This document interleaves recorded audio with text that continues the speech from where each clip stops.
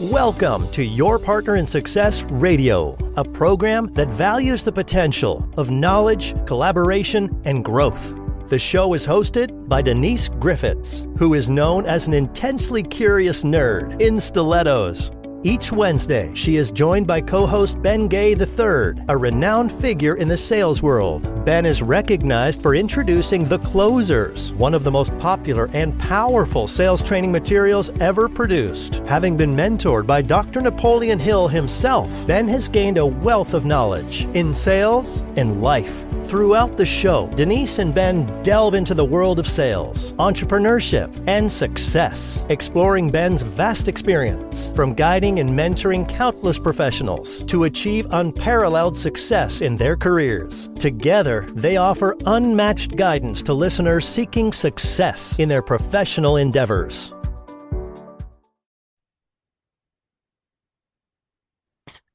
Welcome back, ladies and gentlemen, to another exciting episode of the Closers Inner Circle podcast, hosted by Denise Griffitts and Ben Gay on Your Partner in Success Radio. And today we are unleashing sales mastery and podcasting expertise as we answer audience questions that are related to our particular disciplines. Now, naturally, Ben, being a living legend in sales, you'll have to excuse me, my voice is shot. It's 104 degrees here. I've been coughing up a storm as I gasp for air. So just bear with me. In where I live, we have two seasons, hot and hotter in hell. And guess where we are right now? But anyway, let me back up a bit. So naturally, Ben, a living legend in sales, is going to be addressing any questions related to sales, obviously. And on the other hand, as a host of Your Partner in Success Radio, a show that is ranked in the top 2% of the most popular podcasts globally, and I'm so proud of that, we'll be sharing my insights about podcasting, specifically honing in on the art of becoming a fantastic podcast guest.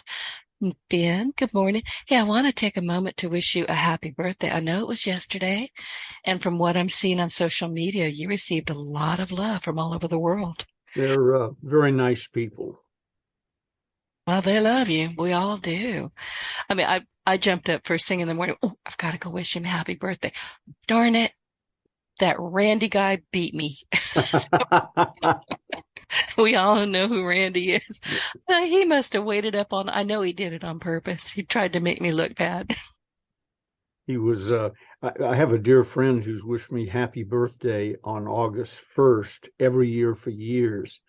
And I don't know why. Somehow that got in his system. My birthday's August 22nd. And this year, it came in while I was out, and Gigi answered it and said, I'll tell him what you said and so on. But his birthday's August 22nd. And I told Gigi, now you've ruined everything. It started, my birthday month. That's right. I really like that. What was she thinking? I don't know. Probably wasn't. But now he's squared away, so he called again yesterday to wish me a happy birthday. Well, you got 3 weeks. As I told my running buddy, Jimmy Rucker, the greatest salesman I ever worked with, who's my age, I said, I used the old adage, and it's so true. If we had known we were going to live this long, we would have taken far better care of ourselves. Yeah, I think we all think that no matter what age we are. We look back and go, oh, geez. Yeah, when you're talking about Randy Chaffee, and he's the one that did, I'm going to get him for that. But my brother, he's long since, he passed away a couple of years ago. He was the one that had a double lung transplant, and he finally succumbed. But it was always, it was a game with him. He was going to be the first one to wish us happy birthday or Merry Christmas or Happy Groundhog Day, whatever it was. He was going to be the first, by golly. And it got to be a thing between him and my sister, who was going to beat who, and he always won because he'd stay up late and say, I'd get a phone call at 2 a.m, happy birthday. Oh, you little jerk. Thank you. But this year, there's only us left, out of a whole bunch of kids. Only me and one sister left, and we're not old enough for that to be happening, but it happened. And she sent me a text. She said, well, happy birthday. I guess I'm first. I said, I guess you are.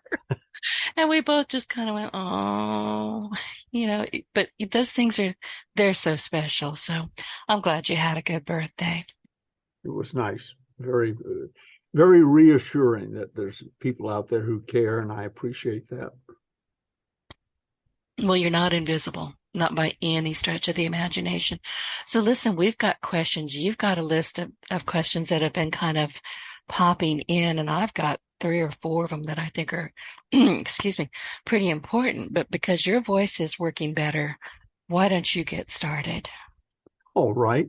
I've been gathering them up. If anyone listening would like to submit their questions, at the end of the call, Denise will tell you how to make contact and so on. If you want to just send it to me, if it's a sales question, just shoot me an email at bfg3@directcon.net. And I'll be more than happy to log it away and bring it up in a future call. First one I have, and it was the first one that came in after we made that plea a couple of weeks ago, was from a client friend named John Abercrombie. I have trouble saying Abercrombie, even though I've known him for years. And he asked rhetorically, because I think he sort of knew the answer, knowing me, should I get into sales? And then why or why not? And I get that question a lot from people. I don't like salespeople. I would never be able to sell, etc. Well, there are people who really shouldn't be in selling for whatever reason, horrendously, painfully shy.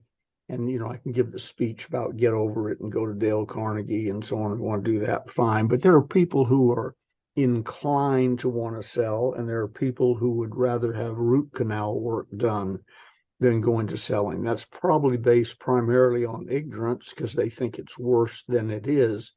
But there are people. Was talking to a young friend of a friend the other day who's, I think, 30, and he asked, should I get in sales? Basically the same question. And I said, no. And he said, oh, well, that isn't the answer I expected. And I said, well, I've watched you and talked to you for 10 or 15 years. And here's what I think you should do for financial security. Go get a job, maybe at the U.S. Post Office. I have a friend who works at our local post office who makes $200,000 a year, and he works at the front counter. He's been there a lot of years, and I guess he's had other jobs along the way. But I know lots of salespeople who aren't making $200,000 a year, and this guy with a blue shirt on, standing behind the counter taking letters in, that's what he makes. So there are people who I would direct in that direction. I know there have been times in my life when in selling there are ups and downs, and I've had a few downs over the years, down periods. And I even thought to myself, I wonder if maybe I should have taken one of those civil service jobs or stayed with my father or something. And so it's a highly personal question. And with my mentoring clients, I can answer it very specifically for them because I get to know them. But generally speaking, with a broad overreach, let me tell you that selling is a wonderful occupation if you sell quality products that are competitively priced to qualified people. If you spend your day doing that, and if you learn that selling is a skill, it is a learned skill. It's also a service. I mean, if you're giving them something that they really need, can use, will actually benefit from, you're not harming them. Absolutely. And that's part of quality product, competitively priced, et cetera. But the image of a salesperson, people say, I don't want to be a used car salesman. Well, that's too bad because I know used car salesmen who do extremely well, but they're not the old guy you see on television in the plaid coat tell you what I'm going to do. That's not a professional salesperson, wasn't then, isn't now.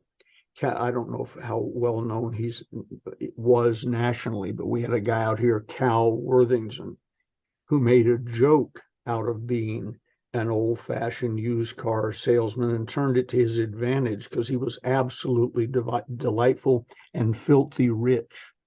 when he and his wife got divorced, they decided it would be better. They didn't get divorced. When they decided they ought to, what they did was they lived on opposite sides of their big ranch, divided by the runway in the middle where he kept his Learjet. And he, while acting like a sleazy salesman, and he would always talk about my dog Bob or whoever it was, but the dog changed. It was frequently a chimpanzee or a huge turtle, you know. I'm But seeing it in my head. yeah, he turned. You know, J. Douglas Edwards taught us, if you have a built-in objection, bring it up first and brag about it. Well, the built-in objection to a car salesman, especially a used car, which is primarily what he made his money on, he realized, you think I'm a sleazeball. Okay, I'll show you a sleazeball, you know. But he was funnier than the devil and made a game out of it. So if you're a Cal Worthington type, I couldn't keep you out of selling if I told you not to get into selling, because it's in your blood. In my case, I got into selling because it's about all that I knew. Everybody I knew, all my parents' friends, owned their own businesses, and they all still sold to make their businesses go. And almost everyone started out in selling. All of my aunts and uncles were salespeople and business owners and so on. So it was my comfort zone. I didn't know any better. And when I made a couple of half-hearted attempts to look in the want ads for other things to do, I found out oversimplified. I wasn't qualified to do much other than being a salesperson. Well, that's the good news, because selling, properly practiced, is the highest paid profession on earth. So It is. It really, and I have to interrupt you before I forget about this. I might have shared it. You're talking about, your used car salesman, and I'm seriously, I could see it in my head. We had a guy here, and I'm in the deep South, Southwest Louisiana, and it's Cajun country. So I couldn't understand what he said a lot of the time. It's a very thick Cajun accent. I've gotten better with it over years, but I remember when I first got here, I asked my husband at the time, I said, "What language is that?" And he looked at me and said, "No, it's not. No, it's not." And it took a while, but this guy, big guy and kind of a homely fella, not a pretty looking guy. And he would wear a bright red blazer, and he would get up in front of these stacks of tires in front of the bays in his store. And he would just flat out say, "You got to have tires. They ain't pretty. They're ugly, but you got to have them." And I have never, and I'm sure he's gone now, but they ain't pretty, but you got to have them. I went, well, that's leading with an objection and taking care of it. So yeah, and since you got to have them, let me tell you why you ought to come over here and get them. That's exactly right. And I did go over there and get him. I wanted to see the guy in the red jacket. Well, John Abercrombie asked a great question. It's a highly personal answer, but yes, unless it's just the worst thing you can imagine and you wouldn't do it with a gun at your head, I recommend getting in sales, if only to try it. Maybe it isn't for you, but give it a shot. And as you just said, Denise, if they're selling the proper product or service, they're providing a service. And I think a lot of people, when they think, should I get into selling, what they're talking about is, since selling is sleazy and they're selling things nobody wants and they're having to lie about it and so on, I don't want to get into selling. Well, I wouldn't want to get into that kind of selling either. No, neither would I. Yeah, but I've sold things that saved people's lives, sold things that changed their lives completely. And like you said, things they had to have. When I was selling lawnmowers at Macy's in Atlanta years ago, as you know, in the South, do you need a lawnmower wasn't really a question. No. Of course you need a lawnmower. How many times a week do you have to mow that lawn? Yeah. And right now, though, we're having a drought, so the grass is not growing. I have never seen this down here. It will. I know. It's coming. So it depends on what kind of selling, but the answer, generally speaking, in my case, is yes, but get good at it. Take the courses, read the books. The Closers would be a good place to start. read the books, and study. And if you get into selling, you're at the XYZ dealership, store, whatever, get with find out who is the best honest salesperson they have and shadow that person, man or woman, and do until you develop your own style, do exactly what they do. And you said something important, honest. And listen, I used to be really offended when somebody said, "Oh, you're the best natural salesperson." No, I'm not. Well, I'm pretty good at it, apparently. Yeah. But whatever's coming out of my mouth, I believe. So there is that.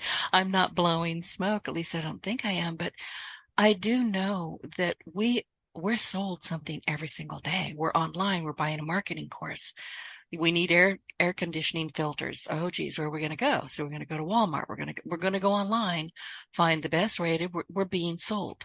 Whoever sells the best filters and tells us they're the best filters, going to get that sale.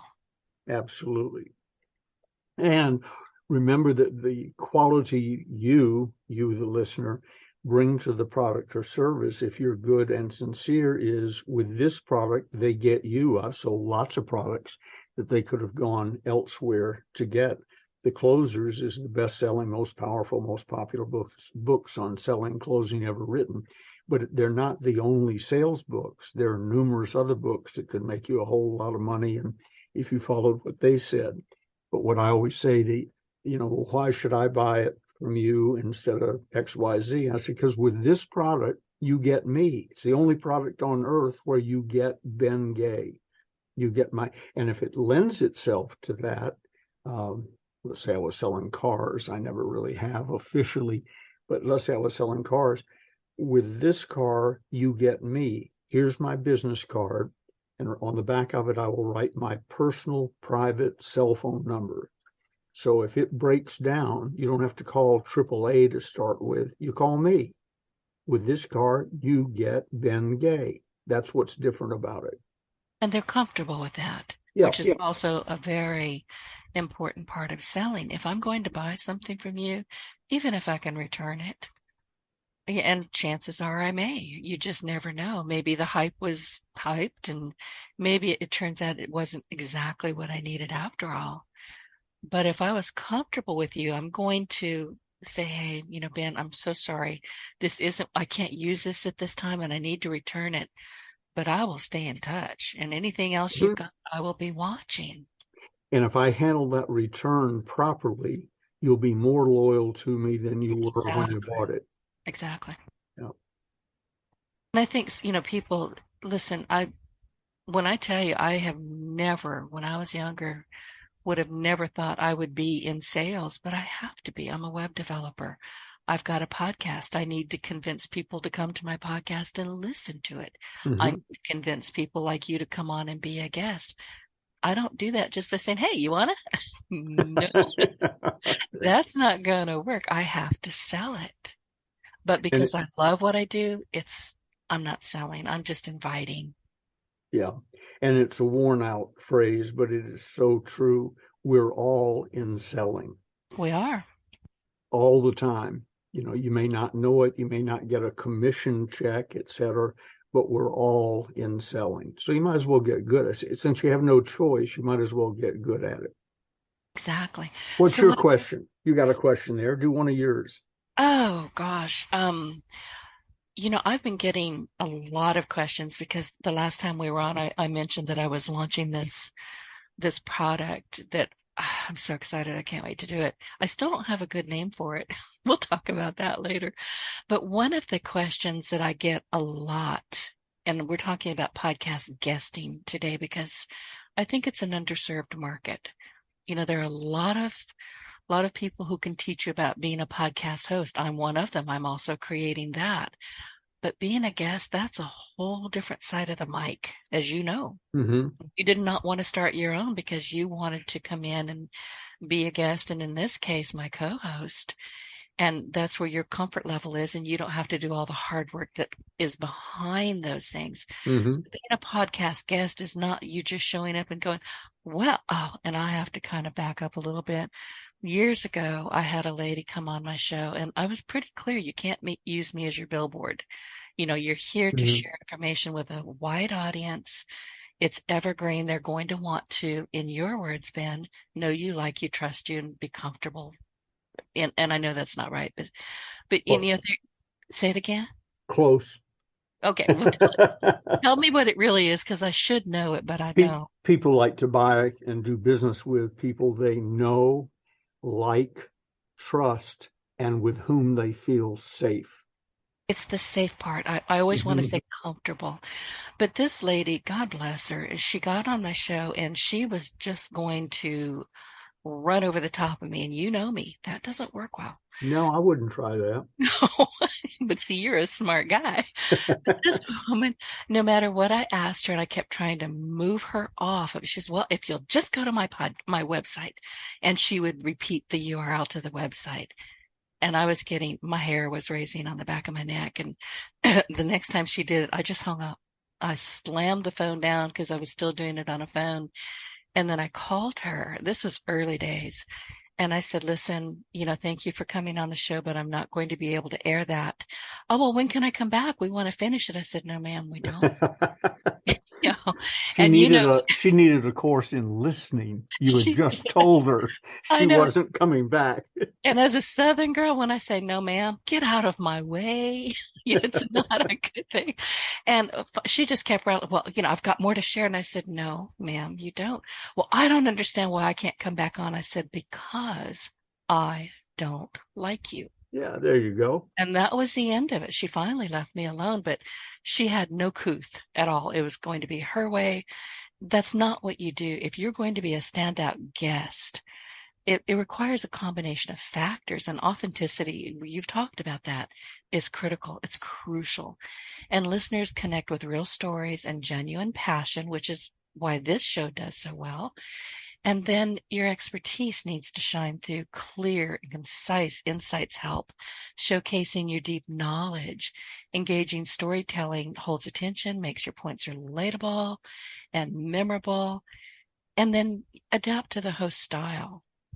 For me, it's always a conversation, and people like that. My guests are like, oh, good. I don't, you're not going to ask me hard questions. No, I'm not. And if I do, and I catch myself at it because it was an accident, they're welcome to say, I don't know. Yep. And I'll say, well, great. Well, let's come back. Can you come back and we'll figure that out? A lot of times I'll just bring people back like you multiple times. So active listening, thoughtful responses, respect for the audience or for the host. So in essence, being a standout podcast guest involves being yourself, sharing expertise, and fostering engaging discussions. It's no more difficult than that. I totally agree. And I've heard good ones and bad ones, and good hosts and bad hosts. But among the things a guest should do, and you touched on it yourself, is listen, capital L, listen. Nelson Mandela was known as a great speaker, etc., but his friends and people who've really studied him said his true strength was he was a dynamic listener. So when I go on somebody's podcast, I can just go, hi, my name's Ben Gay, and talk for an hour. That's what I've been doing for years and years and years, but this is their podcast. They know their audience, etc. So I may draw from my reservoir of stories and so on, but I do the one that's in response to their question or comment. Exactly. Yeah. That's what makes this, look, that first, oh God, was it 6 years ago, 8 years ago? It was a long time ago. That first conversation we had, and it was a conversation. It's still one of the most downloaded in all the 700 and some odd that I've done over the years. It was just a conversation. We were talking, you were sharing stories. I was asking questions. It was amazing. And I didn't want it to end, but we had to. We only had an hour. But that's the one where halfway through it, you said something that made me realize we were doing a live show. Yep. I thought we were chatting before the show. No, we were doing it. It was happening. But you've come back multiple times now. Of course, you're a co-host, which I would have, had it not been you, I would have never considered it. It just would have never crossed my mind. But there you came. You're just like, well, hey, Denise. I went, hey, Ben. And here we are.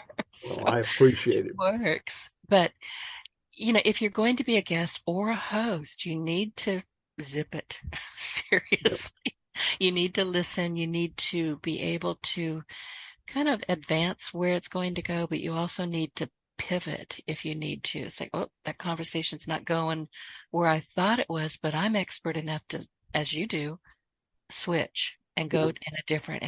It's really about you as a guest being authentic, not trying to shove your information down our throats.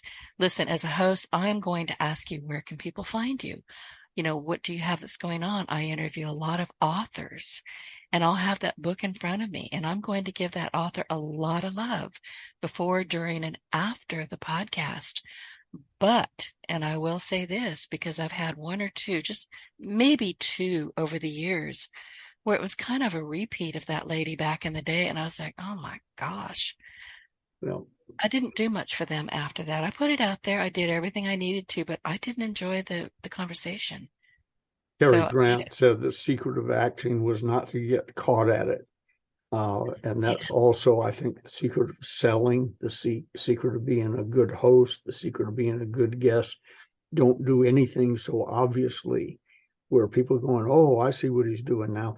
Something just crossed my mind that you might want to add to your bag of tricks. If I was trying to teach someone how to be a good host and a good guest, I would have them look up old reruns. I mean, you find them on the internet, of Johnny Carson on The Tonight Show, I and know. watch how he worked with guests and how he guided them if necessary. And if they were good, how he just let them run. And if they needed a little help, he jumped in and so on. He was just and he knew the style of each of his guests. If he was doing Rodney Dangerfield, who, did jokes like a machine gun, Carson would go, yeah, oh, really? And then tell me what, and so on, and just feed him more Right. stuff to work with. And I've seen him sit there and not say a word. You almost forgot he was on the set with somebody who was running on their own and doing just fine. So it's a I great place to learn how to be a guest and a It host. is. And I'm so glad you brought that up because I never watched Johnny Carson on TV because I don't watch TV and I'm not even sure when he was on, but I have seen multiple YouTube shows and I love the guy. Mm-hmm. I would catch, videos where he's just sitting there and he's got his hand not over his mouth, but he's got a finger up there like, no talking Yep. to himself. I think he was reminding himself not to open up and take over. I don't know. But that's what I always got out of it. Well, he was a master. No one was ever. I'm a night owl, and watching the Tonight Show all the way back to Jerry Lester, and you've never heard of him, but he had the first Tonight Show, and then Jack Parr, and then Johnny Carson, then Jay Leno. I Never seen watched it. that was just part of my life. And then we went to these new hosts who don't understand. You'd think they would watch Carson reruns. They don't understand what's going on. They're not funny. A lot of potty humor, show their liberal leanings so much. Carson, I watched for 30 years, and I couldn't tell you if he was liberal, conservative, or in between. He never. It's the way He it was should, an equal opportunity insulter. right? I, I watched on Amazon Fire. I watched a bibliography. I don't know, biography about him. It was fascinating. I mean, Mm-hmm. he was a fascinating guy, very smart. He had his own demons. We all do, but oh Yep. my, he knew how to handle himself. He knew how to handle people. And if you're going back to being a host or a guest, that's a terrific idea. Go watch Johnny Carson. I Yeah. would have never even thought of that. So thank you. Well, it's a great prompter. And then if you're watching not for the humor, you're watching to see what he does. It's the way I learned to speak, watching people like Zig Ziglar and so on. I thought, well, you just go to the front of the room and start talking. Well, it was a little more complicated than that. So I started sitting on the front row with my legal pad taking notes. Zig did this, then he did this. Mandino did this, and then he did this. Dr. Hill did this, and so on. And I realized, oh, this is an art. and a science and a profession. And I must learn how to do it well, or I'm not going to be long for this business. Do I How do my did, next question? Oh, I'm sorry, yeah, I cut you off. yeah. How did that kind of occur to you? Because most people, I think, and this is me just kind of mouthing off a bit, but most people these days seem to want instant gratification. It's like, well, he did, I can do it. But Yeah. you have to have that thought process kind of trickle into your head, say, oh, I need to actually learn how to do this. Most I shouldn't say most, many sales trainers, so-called, from the front of the room, the reason they're up there is they figured out early in their career that it might be easier to talk about selling than go do it. And therefore, we have a whole bunch of theorists speaking from the front of the room, things they heard from somebody early in their career. And I was blessed in that I sell now. I made sales this morning before you and I got on the phone and started the show. So I've kept my hand in, and I realized that there was a reason Zig got standing ovations and I got mild applause. I thought, I wonder what the difference is. And then I began studying it like a bug under a microscope. And I said, oh, he did this, he did that. He related to people, lots of eye contact. When you were sitting in an audience with Zig and now me and all good speakers, you felt he was talking directly to To you, you, to right. to the exclusion of the other 1,000 people in the audience. And I've talked to people in the back row who felt that way. They were almost out of sight. You get real small in a crowd of 1,000 or 10,000 and so on if you're far away from the stage. But they got the impression that Zig or I, or any of the other people, Earl Nightingale, he was talking directly to me. And that's a skill in and of itself, but I had to learn it. I didn't know that.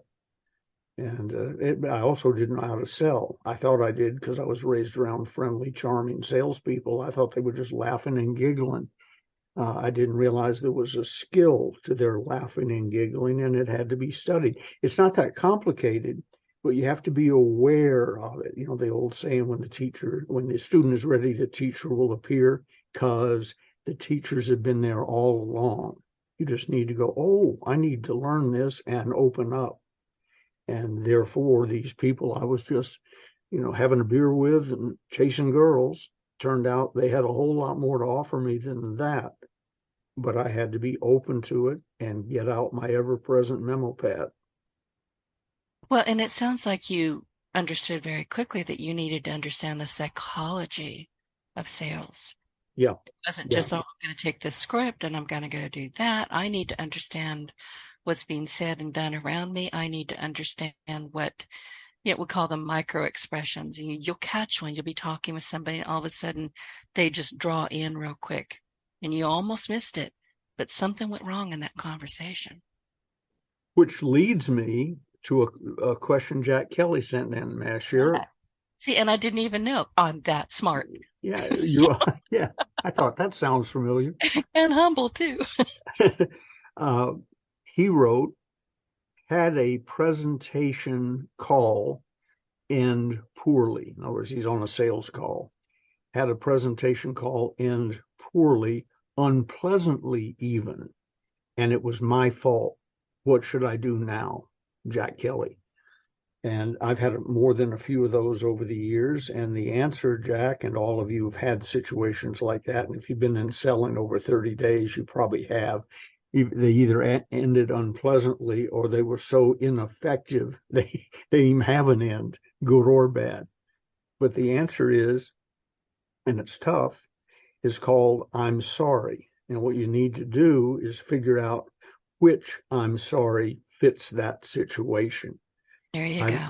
I've sent flowers to lady buyers, for lack of a better word, the person I was trying to sell, because I screwed up and it ended unpleasantly with just a note of apology.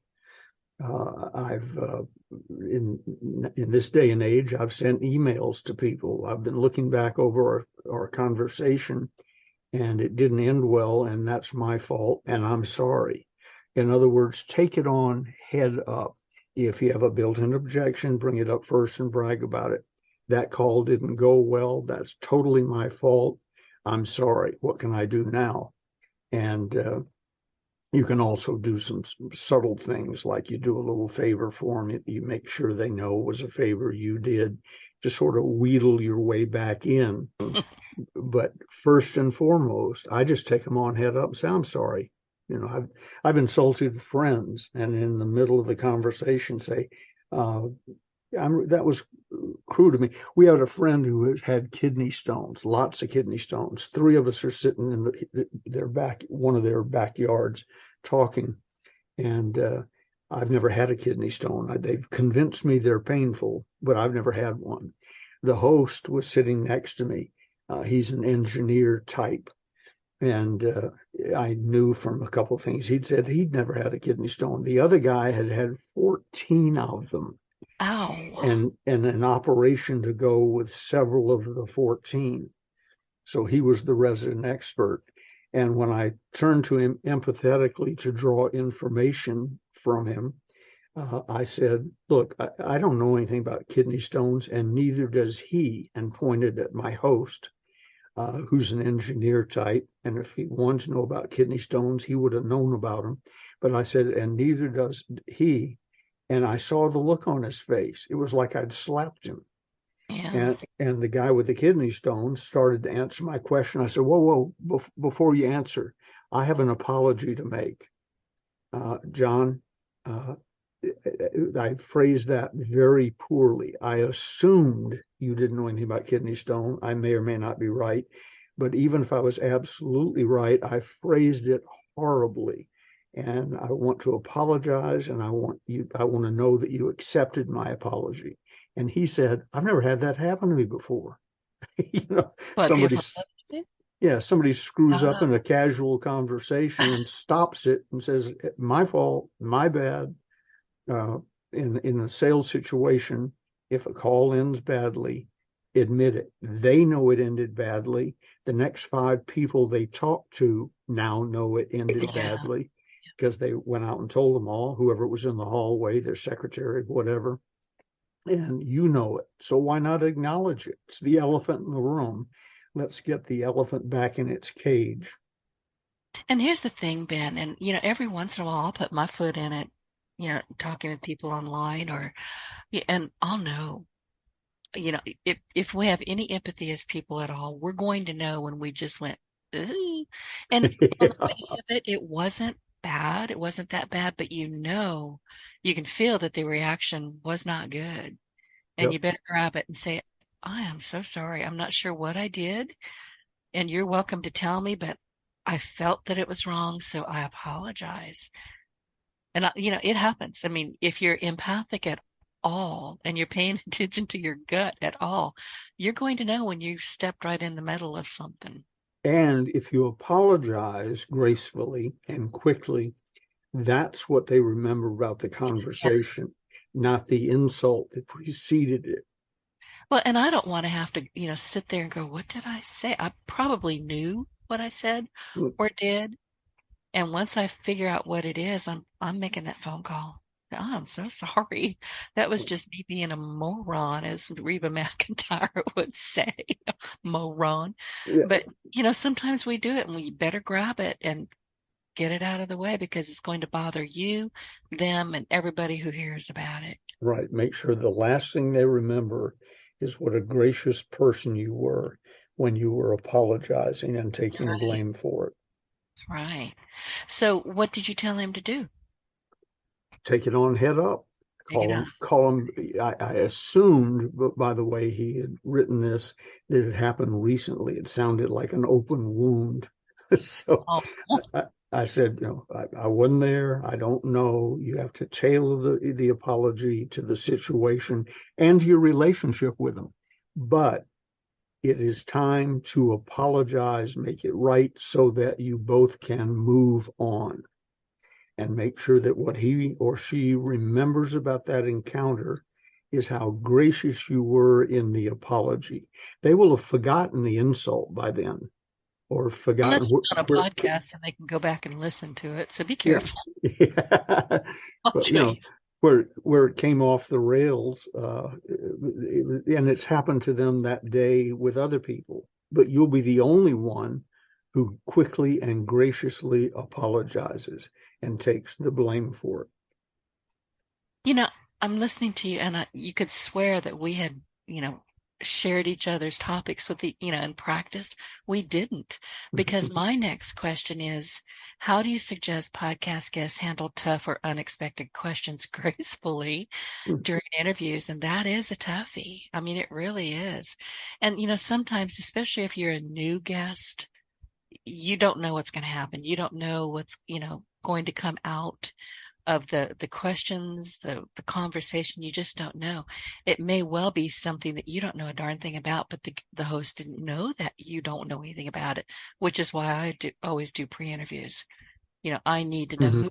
what you're going to do, what you bring to the table, and can we get along on the radio?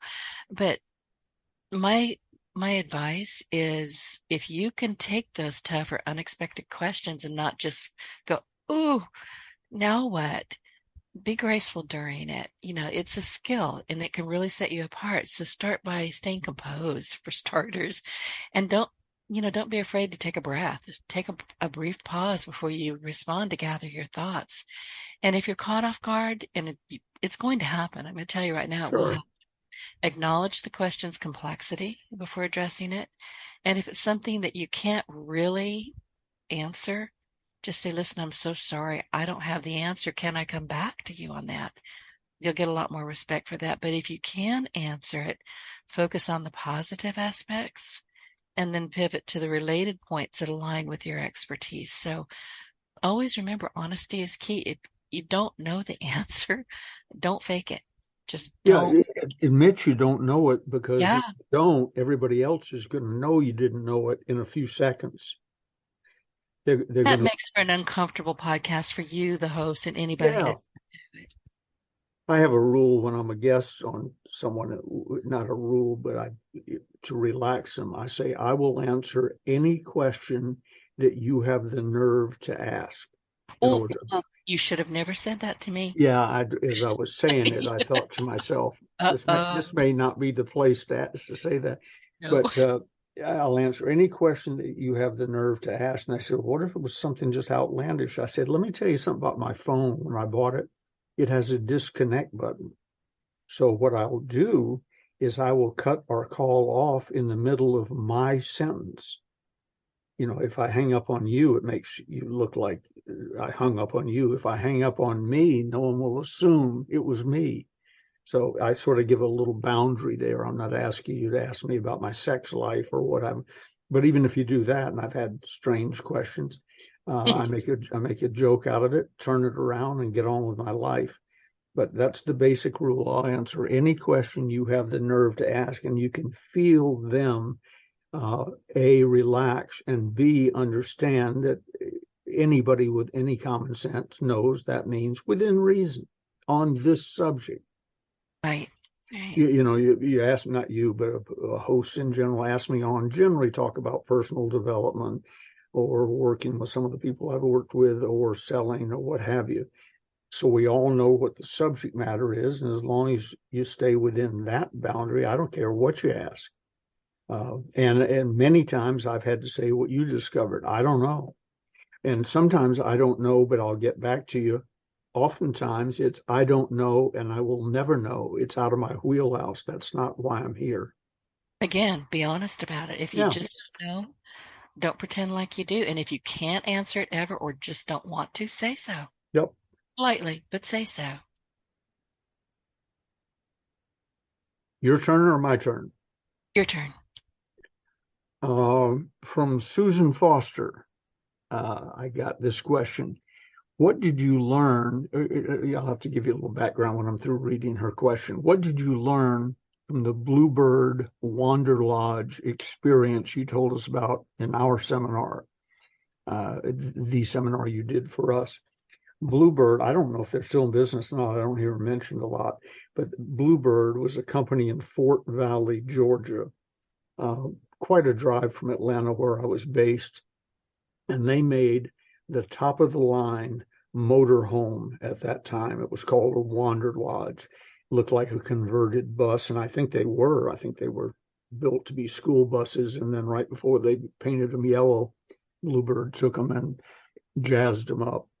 And so I was selling, among other things, I was a manufacturer's rep. The question is, what did I learn from that experience? Among other things that we were selling was plastic dish pans, dish drainers, that type of thing. And very inexpensive. They retail for like 88 cents, and we sold them to the department store, dime store, whatever buyer for half of that, 44 cents. So it wasn't a big ticket item, but if you could find somebody who bought a lot of them, like Macy's or FW Woolworth or whatever, there was quite a bit of money in it. So we got an unsolicited order from Bluebird Wander Lodge in Fort Valley, Georgia, for some dish pans, like 6 dish pans, picture a big dog dish. And I, being a young, inexperienced, not very bright salesperson, said, Bluebird Wander Lodge, oh, I know what they do. And they build these things with bedrooms and kitchens and so on. And so they're buying the dish pan, but they probably don't know that we also have dish drainers and dish this and sink this and mats and so on. So what I'll do is I will call on them and make sure that they have all of our plastic goods in every Wander Lodge they build. And I'm thinking thousands. And was very excited about it. And my boss said, have you researched it or talked to them? I said, no. Unsolicited, they bought some dish pans. And he says, okay. So, working strictly on commission, I got in my car. I know where this is going. Drove to Fort Valley, Georgia. And on the way down, I think I called them and said, I'm on the way. And the lady said, oh, are you with United Plastics? And I said, yeah, that's the company I represent. He said, oh, you don't want to come all the way down here for that. And I said, no, don't bother me with the facts. Don't even tell me what the facts are. I'm on the way. Ben Gay, super salesman. So I go down, I check into a Howard Johnson's motel that I couldn't afford to be in, but that's okay because I was on call on Bluebird in the morning and pay for everything. And so I walked in and the lady said, oh, Ben Gay, how are you? I tried to stop you, but I appreciate your enthusiasm. And I see so-and-so. Yes, well, he normally doesn't see salesmen except on Wednesdays. And this was a Tuesday or a Thursday, as luck would have it. But for you, I'm going to get you in. So lesson A, find out when they see salespeople. Some people have buying days and no other day. And I happened to land on one that was no other day. But she took pity on me. And I get in and I have all my samples. I look like a gypsy on the road with dish drainers and mats sticking out of his, and I go in and I sit down with the guy and he says, have a wheelbarrow? Tell me you had a wheelbarrow. I'm very sorry, I didn't understand you. Tell me you had a wheelbarrow that you hauled. Yeah, I didn't, but I would have if it would have fit in the car. It's in my head. Yeah. So he said, my secretary, whatever her name was, he said, told me you were a very enthusiastic young salesman and that I should see. And I said, well, thank you very much. Let me show you what we have. He said, well, before you show me what you have, let me tell you why we use the dish pans. Now yours. We hope to get more, but we've used them for years. I said, why? He said, well, when we finished building the Bluebird Wander Lodge, underneath it is an open sewer drain. And we don't want, while it's being transported to its location, to the sales lot or to the customer, we don't want dirt blowing up into the sewer system. So we staple or nail or something one of your dish pans over that opening. And then when it gets to its location, I assume they just take it off and throw it in the trash. And I said, oh, well, how many roughly do you build? He said, well, this is a very expensive unit, the Bluebird Wander Lodge. So in a good month, we might build and sell 10. And he said, what do you get for your product again? I said, 88 cents. Did you say that loudly, or did you say that with your head kind of Yeah, over the head desk? down. Yeah. So if I got all of his business, I had driven to Fort Valley, Georgia, checked into a Howard Johnson's hotel, and on an outside chance, my gross sales would be $8.80 a month into the foreseeable future. When I got that You question, I can't looked budget up. with that, can you? So the message of all of that is, Susan, research your prospect as best you can. Today, I would have Googled Bluebird Wander Lodge. I would not have driven to Fort Valley, Georgia to learn my lesson the hard way. But however you do it, asking people who know them, Googling it, going on the internet, looking at their website, make sure you know what your customer is doing, which is maybe not what you assumed they were doing. So that's my Bluebird Wander Lodge experience. And I don't remember if they ordered dishpans again or not. I was so humiliated. I didn't want to call the lady and say, "You need any more?" I've got four. I can. Yeah, yeah. You can have the samples I carry around in Yeah. the car. Oh my gosh. But when I'm going to be laughing all day long. So not at you. No, no, No, no. with you. It's it's a great story. But you're talking about research, and that's a podcast issue as well. It's really anything. But somebody, sent me a note and said, "Can you offer some guidance on selecting the right podcast to be a guest on?" For starters, selecting is not the right term. You're going to either get on or not. You're going to be at the host's mercy, to be honest. But Sure. you should be targeting the right podcast to be a guest on, and you should base that on your expertise and the target audience. But research, you really have to identify podcasts within your niche or your industry. You need to research their episode topics. We're easy to find. I mean, all you have to do is, honestly, and I say this all the time, you can't throw a stick on the internet without hitting your partner in Success Radio. You just can't. Mhm. It's research. What are the topics? What's the format with me, as it is with you here?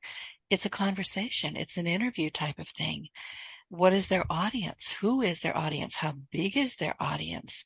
And if you're wanting to talk about, oh, I don't know, weight loss, I'm not the host for you. And Yeah. you should know that before you ever spend time, energy, or put your team on it if you have a team. They're not going to get anywhere, and you're going to be paying somebody to get told no. So don't do, but consider my reach and engagement and look for shows that we have an active and engaged audience that matches your target demographic, and check the listener reviews. Go on Apple. You can find what people are saying about us very, very easily. Go to Listen Notes. I mean, it's easy to find out who we are, what our show is about. And if you really think that you're a good fit for that show, by all means, try to, reach us. But if you're not, and and I get this all the time, Ben, it makes my teeth snap together. Oh, I just want to come on your show to get, people to pay attention to my website. No, I don't even have to think about the answers. No, again, I'm not your billboard. What do you bring? Even that won't work. Let's No, say that's their motive. Even that won't work if they haven't done what you just told them to do. Research and find out. I'm not snobbish. I've been on lots of podcasts that I'm sure would probably not a good use of my time. But you sit in front of a camera or microphone for an hour. It's not a big deal. But I always at least ask who tends to listen to your show. I know you don't really know, but roughly how many people listen to it and so on. Even with that, I rarely rule anybody out, but I have, and it's sort of like that thing. Well, we discuss weight loss. Well, right? I'm not your guy. No. Uh, Yeah. I don't know. I've sold diet products, but that doesn't mean I know anything about them really. And so I'm not your person. By and large, what they're looking for, at least in the early days, till they learn to pick and choose, is they're looking for random exposure. hmm And they make that clear, not deliberately, because they don't know what they're actually saying to us. Right. Get it? We're like, Good luck. And oftentimes I will say, listen, I'm not, I'm a business podcast.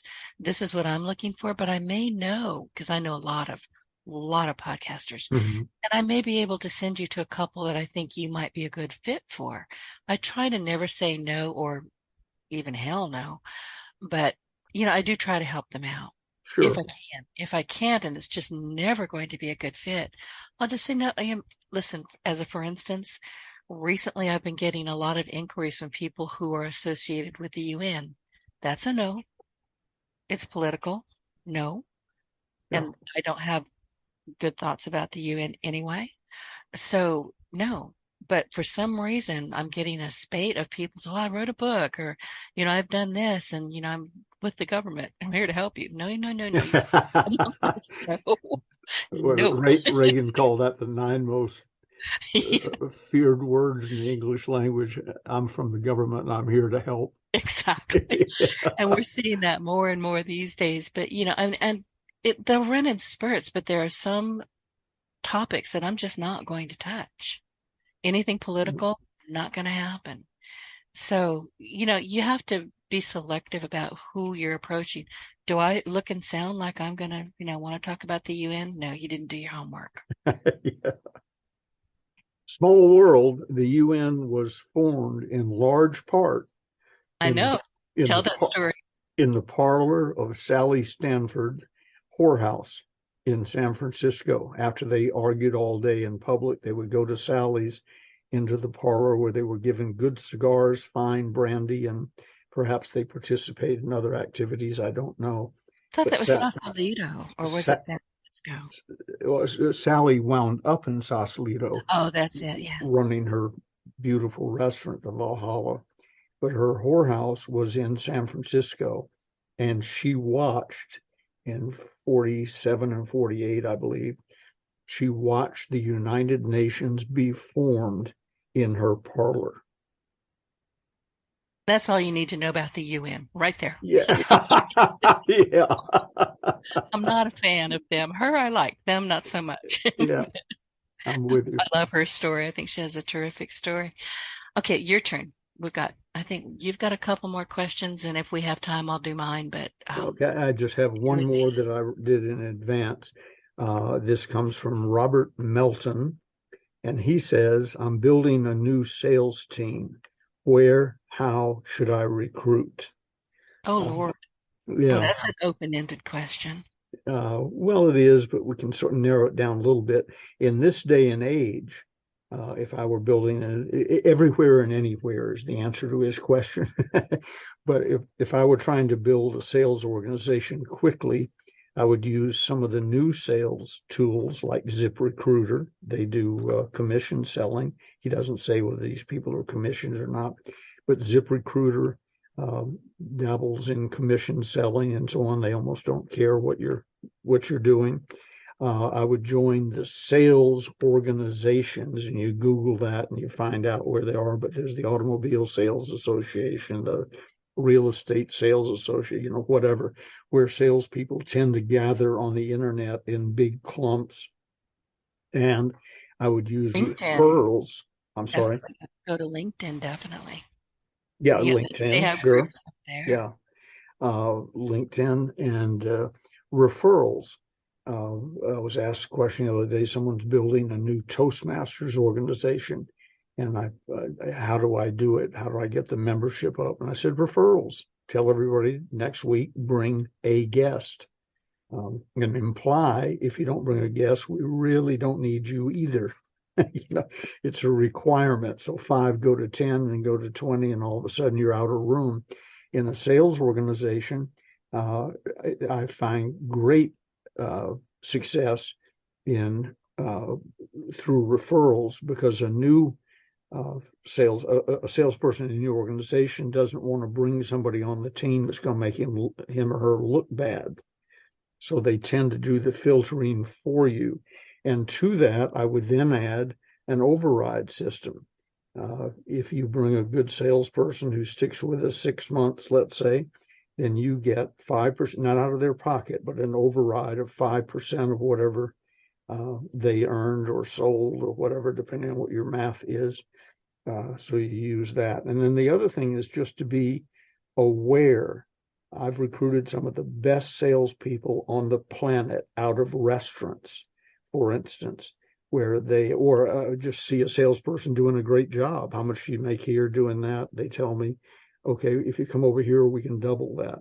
And all of a sudden you have a new prospect to join your sales organization. But I love to get people who they don't know they're selling, but they're already interacting with people day in and day out from the beginning of their shift to the end of the shift. And my favorite, because I like going in restaurants, we almost live in restaurants, is a good server or maitre d'. They got the people skills. They have to shift gears every couple of minutes. They have to deal with happy people, angry people, gracious people, cheap people, etc.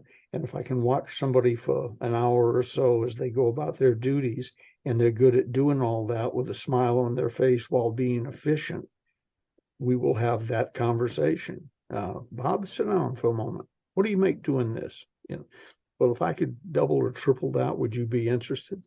And they say, yeah. And sometimes they'll say, because they know a little bit about me, perhaps, they'll say, but I don't know if I want to be in selling. I say, you're already in selling. That's why we're having this conversation.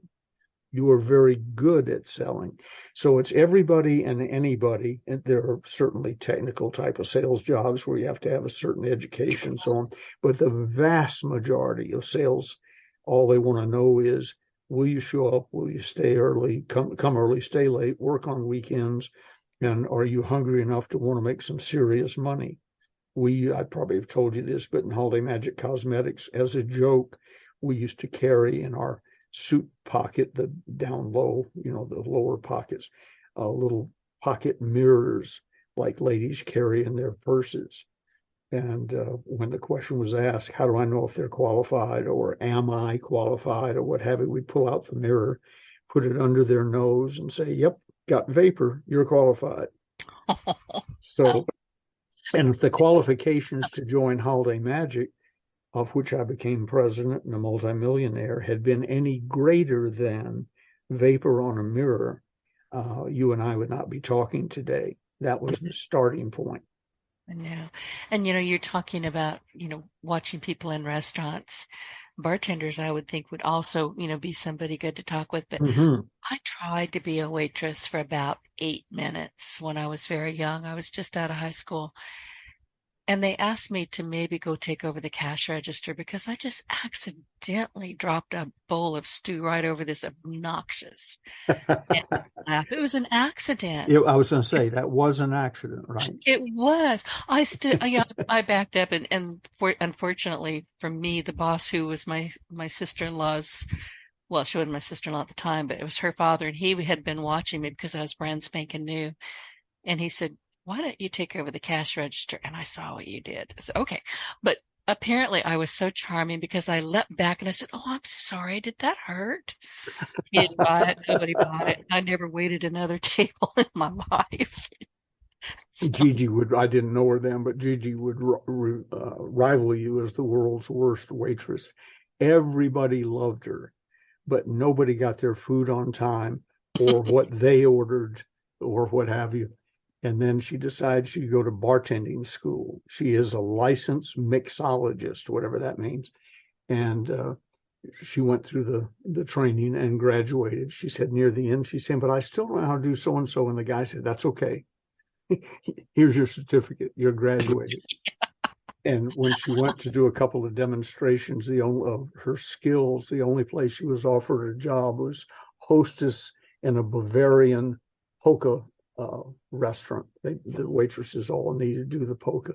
They offered her the hostess job, and she said, but I'm a licensed mixologist, and whoever owned it and had tested her said, not in my opinion. Oh. Well, we need to know where we belong. That's right. I don't belong in a restaurant serving anybody because I don't have the temperament for it. I really don't. And this was a big old boy from Texas, and he was everything you never want to see in a Texan. He was just obnoxious. So I just very quietly decorated his lap with hot stew. Never said Well, a word. I'm sure the statute of limitations has passed by I'm now. sure. Yeah. He never spoke to me again. But anyway, well, Oh, listen, I know I was hurt. I was distraught. So before we go, we're just about out of time. We always do this. Tell us really quickly about your mentoring program and where can people find the sales Bibles, the closers? well, last things first. If you would like to have the most powerful sales training material in the world in your hand at a good price with free shipping, go to stores, stores.ebay. We all know how to spell eBay, I think, .com/Ronzoni Books, RONZONEBOOKS. Special pricing, free shipping, lifetime money back guarantee. If they want to reach me about my mentoring program, which oversimplified is where I do for my clients, my mentees, I do for them what Dr. Napoleon Hill did for me the last 2.5 years of his life. I offer you my age, experience, wisdom, and in the world of sales and business, I actually have some. And we do it on a conversational, very casual basis. You will love it if you need it, if you're ready. And you do that by just sending me an email and expressing interest in the mentoring program. We call it Mentoring Dynamics. And I will send you a letter that explains everything. No cost, no obligation. So just send me an email at B as in Ben, F as in Frank, G as in Gay, the numeral 3, BFG3 at directcon.net, directcon.net, and mention mentoring or something along those lines so I know why, and I'll fire back at you. Good, good, good. Listen, what do we want to talk about next week? Well, that's up to you. If we get enough questions in, I really love that. If not, let's go back to the closers part 2, and you pick out something that you would like. One that is popular is the better resolution, starting on page 119. So if we go to the closers, part 2, that's where I would suggest we go next. Okay. But I love the questions. Well, now that people are saying, oh, I guess they mean it, we really can ask. Because we've asked several times, and let's ask again. Listen, whoever's listening to us, we're easy to find. You can find us on LinkedIn. You can find us on Facebook. You can find me practically anywhere. And just look for your Partner in Success Radio, which is going to lead you to what we're talking about here, which is the Closers Inner Circle. And you can ask us any question you like, unless it's about sex or weight loss. We're not going to be there. Won't talk about one and aren't good at the other. No, I'm not going down that road. But we're here to help you because listen, we've both got a lot of experience in our individual. Ben has massive experience with the sale. I mean, he's known as living sales legend. I've been podcasting for 15 years, which makes me in podcast years about 100 years old, because when I started, I think there was me and 9 other people. That was it. We were out there by ourselves. But it's been an amazing journey for both of us, and we want to help you. So, get in touch with us. So before I say goodbye, or we say goodbye, I would like to remind our audience to be sure to look for us in iTunes, Audible, anywhere else you consume your business podcast. Again, I'll say it again. You can't throw a stick on the internet without hitting your Partner in Success Radio. So find us and take us along on your success journey. Ben, thank you. I love chatting with you. Same here, dude. You're one of my favorite people on the planet, as you know. I remember calling, I have to say this. I had a God wink and I picked up the phone. It was a God wink. I was being driven, I was being told to go call Ben. And I picked up the phone and I called you and you pretended to be somebody else. And I said, Ben, it's Denise. Do that. And I lost it. I'll never forget that. Do that. And I almost cried. I was like, oh. that's Ben. He can help me. He can, I've had all these things going on in my head and I needed some wisdom. And I mean, when I heard you, holler, do that, I just kind of slumped in my chair and went, oh, thank God. So here we are. Well, I appreciate it, admire you. And as you know, if there's anybody who wants to be in podcasting, web building, whatever, there's no one else I recommend. It's you. Thank you. Tell Gigi hi. We will talk again tomorrow. Are you still, carrying on with your birthday? I mean, you Well, had as it. long as I can, but I found it's a little hard. Gigi works a month and it doesn't bother her in the least. She's unrepentant. I get a little embarrassed after a day or two of it. But as long as it lasts, those of you who didn't get your gifts in, go ahead and mail them. I accept late birthday gifts. Well, Amazon gift cards. Yeah, just because I'm a gracious person. Right. And if you decide you want to send Ben some Chewy gift cards, he can give those to me. So All right. I'll take care of those. Well, listen, everybody, thank you. We will see you again next week. Have a great day, Denise. Thank you.